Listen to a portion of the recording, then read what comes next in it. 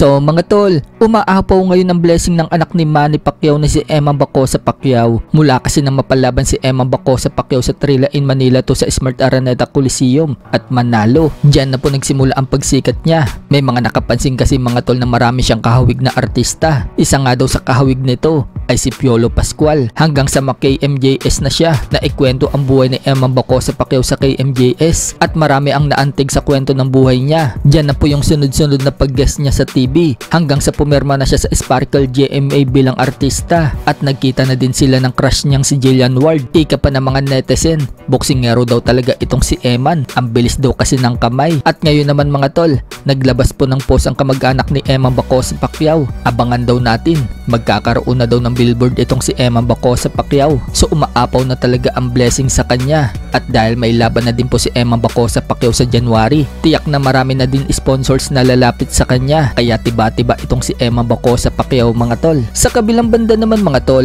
pagkatapos pong manalo ng impresibo si Jesse Bam Rodriguez sa laban niya dito kay Fernando Martinez nito lang nagdaang linggo na ginanap sa Riyadh, Saudi Arabia at maging isang ganap na WBA, WBO at WBC Super Flyweight World Champion at The Ring Champion. Isang belt na nga lang po ang kailangan ni Bam Rodriguez para maging undisputed sa 115 pounds. Yan po ang IBF belt. So hihintayin po ni Bam Rodriguez ang mananalo sa laban ng Kinsiro Tiraji versus Wilibaldo Garcia Perez sa December 27 sa Riyadh, kung saan paglalabanan po dyan ang IBF Super Flyweight World Title. Kung sino ang mananalo dyan, yun po ang lalabanan ni Bam Rodriguez para maging undisputed na siya. Subalit mukhang may pipigil po kay Bam Rodriguez para maging undisputed siya. Yan po ay si Andrew Moloney. Sinabi po kasi ni Andrew Moloney na yung mananalo daw sa Tiraji versus Wilibaldo Garcia, siya daw ang sunod na dapat nakalabanin. Siya daw kasi ang IBF mandatory challenger. Sa katunayan, nagte-training na daw siya at pinaghahandaan na daw niya ang world title fight sa early next year. Kinumpirma nga din po ng manager ni Moloney mga tol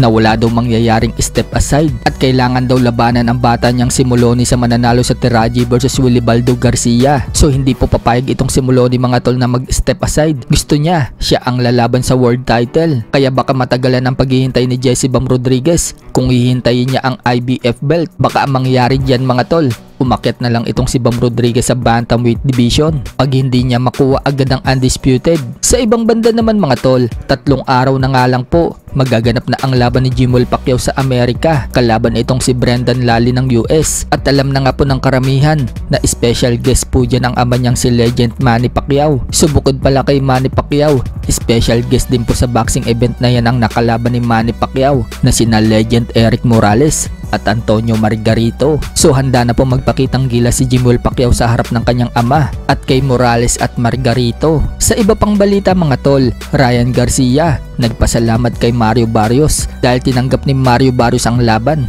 So world title fight nga po yan. Nakataya po dyan ang WBC welterweight world title ni Barrios. May banat naman po itong si Ryan Garcia kay Devin Haney. Kapag naglaban daw sila ni Devin Haney, patutulugin na daw niya ito. Samantala, tuloy-tuloy pa rin po ang pag-iensayo ni former 3 Division World Champion Janrel Casimero. Nagpakita nga po ito ng mabibigat na suntok sa body armor at sinabi niyang basic. So maging basic lang kaya ang kalaban ni Casimero, pero hindi pa sure mga tol kung mapapalaban nga ba si Casimero sa December 27. Wala pa po kasing official announcement ang promoter niya.